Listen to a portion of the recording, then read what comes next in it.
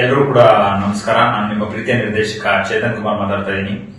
ಎಲ್ಲ ಚಿತ್ರಮಂದಿರದ ಮಾಲೀಕರುಗಳಿಗೆ, ವಿತರಕರಿಗೆ ಹಾಗೂ ಪ್ರದರ್ಶಕರಿಗೆ ನನ್ನ ಕಡೆಯಿಂದ ಒಂದು ಮನವಿ. ನಿಮ್ಮೆಲ್ಲರ ಸಹಕಾರದಿಂದ ಜೇಮ್ಸ್ ಸಿನಿಮಾ ರಾಜ್ಯಾದ್ಯಂತ ದೊಡ್ಡ ಮಟ್ಟದ ಯಶಸ್ಸನ್ನು ಗಳಿಸಿದೆ.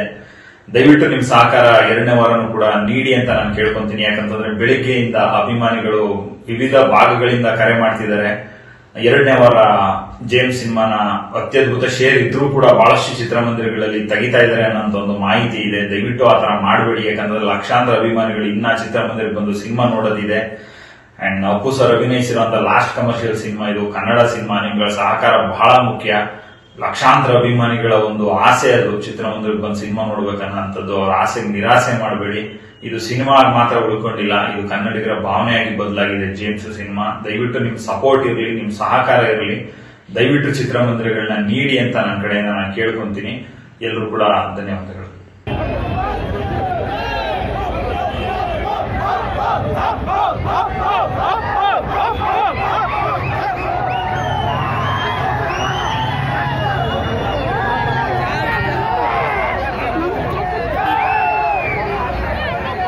ಈ ಮಾಹಿತಿ ನಿಮಗೆ ಇಷ್ಟವಾಗಿದ್ದರೆ ಲೈಕ್ ಮಾಡಿ, ಶೇರ್ ಮಾಡಿ, ಹಾಗೆ ನಮ್ಮ ಕೋಸ್ಟಲ್ ಕನ್ನಡ ಯೂಟ್ಯೂಬ್ ಚಾನಲ್ಗೆ ಸಬ್ಸ್ಕ್ರೈಬ್ ಮಾಡಿ. ನಮ್ಮ ಹೆಚ್ಚಿನ ಅಪ್ಡೇಟ್ಸ್ಗಳಿಗಾಗಿ ಕೋಸ್ಟಲ್ ನೆಟ್ವರ್ಕ್ ಇನ್ಸ್ಟಾಗ್ರಾಮ್ ಪೇಜ್ ಹಾಗೆ ಫೇಸ್ಬುಕ್ ಪೇಜ್ಗೆ ವಿಸಿಟ್ ಮಾಡಿ. ಧನ್ಯವಾದಗಳು.